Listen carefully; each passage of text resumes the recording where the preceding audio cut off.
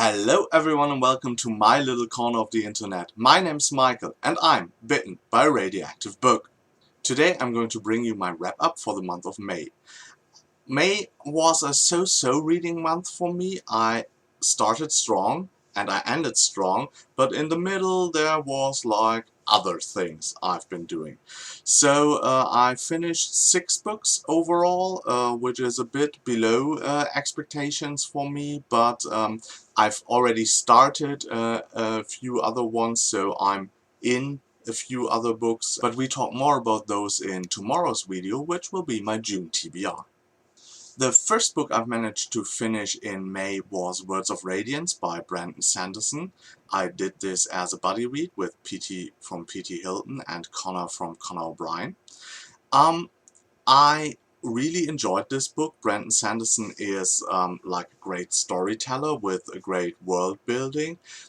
Sometimes the narrative was a bit too slow for my liking, and the kind of writing style is very simplistic, so I like it when it is more like complex, um, and I'm not convinced that his decision to have like a huge world but then take like 3 main characters and all clump them up at the same place is like the best decision for an epic fantasy.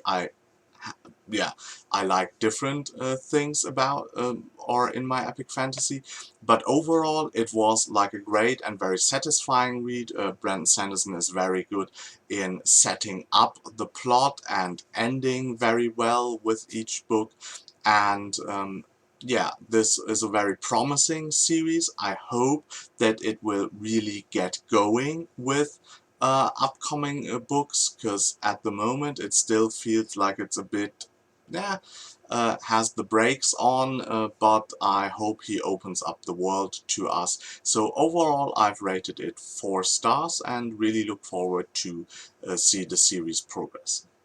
The next book I finished was The Weight of Blood by David Dalglish.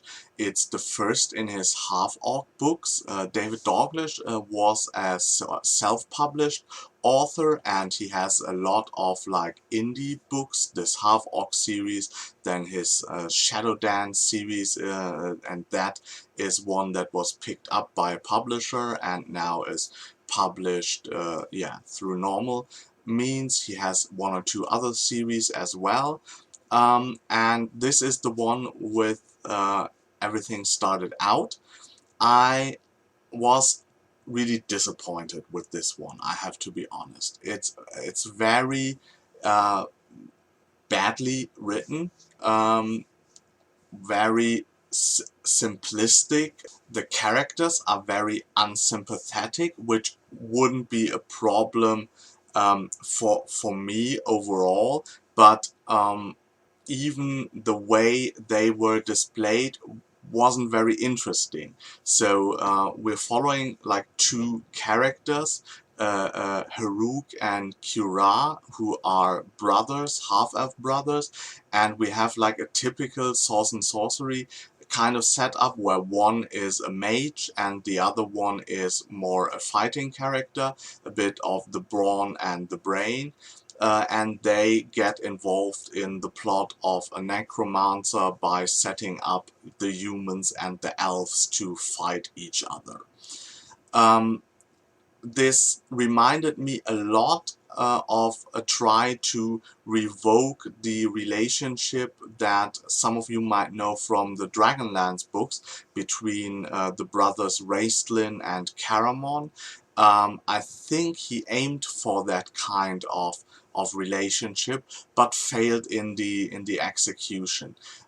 You're never really sure why the brothers actually are loyal to each other, because in their history we learn that yeah, there isn't much that deserves that kind of loyalty between them.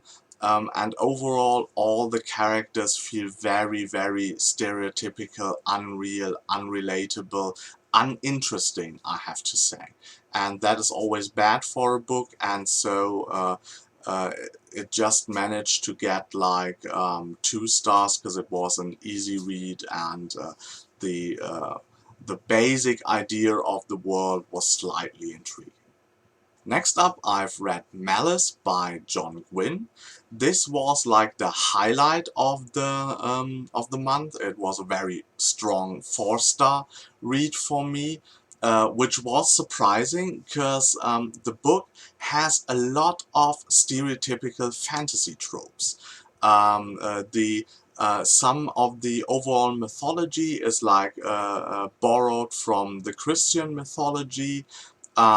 We have like the boy with a destiny and a more slow burning coming of age story with him. Corbin is his name. Then we follow Veradis. He is a second main character. He's a bit older, and he gets into the service of the son of his king. And the two storylines are set up very cleverly, because the Corbin story is very slow paced and has this coming of age tale, but in Verada's story we learn more about the political environment of all the kingdoms that are in the realm, and more of the overall plot. And then these two main narratives get intersected by 4 or 5 minor characters who have a few chapters each, and we learn more about the world from them as well. And overall, it was a really, really good read. It was really unputdownable, so that surprised me, because it just takes very, very basic and known and familiar kind of tropes and tools, but it works really well. It is a great read, and I'm really looking forward to continue with the series over the next 2 months. The next book I finished was The Dream Thieves by Maggie Stiefvater. This is a series that is a bit outside of my wheelhouse, because it's a YA series, and it's mostly contemporary with only a slight supernatural element. It's mainly focused on the characters, the 4 boys and 1 girl it follows, but it has a lot of things that distinguish it from the typical YA novels that I came across before. The first thing is, of course, the writing. Mary Stiefvater is not really writing like a typical YA writer. Typical YA for me very often has a very straightforward kind of prose, not too complicated, not too lyrical, and Maggie Stiefvater does the opposite. She really has a high amount of lyrical writing in her work, and I think from the basic terms of writing quality, this is the best YA series I have come about by far. The second thing is that the boys are looking for a Welsh king who might be buried somewhere in the US, where around the place Henrietta, where they live, and the supernatural elements that come to them. I won't spoil too much, because this is already the second book in the series. Are always very unique. I often feel that this kind of combination, these supernatural elements, this is something I haven't read before, and that is also very refreshing from a lot of like the supernatural contemporary books you come across, where you have like very stereotypical elements and tropes, and Maggie Stiefvater does a great job to be very unique in what she does. And the third part that really works well for her is the characterization, because it goes beyond the characterization I would expect in a YA novel. It's very, very deep. The relationship between the characters are very, very relatable. And it's yeah, it's overall just a very, very good series. There are points, the pacing is very slow, like in the first half, and I personally have issues with a lot of the characters as characters, but that is okay because they're still interesting. There are more characters I don't like as I like, but that's a personal thing, and the characters are still very interesting. So overall, I gave this 4 stars. The next book I finished was Camelot Burning by Catherine Rose.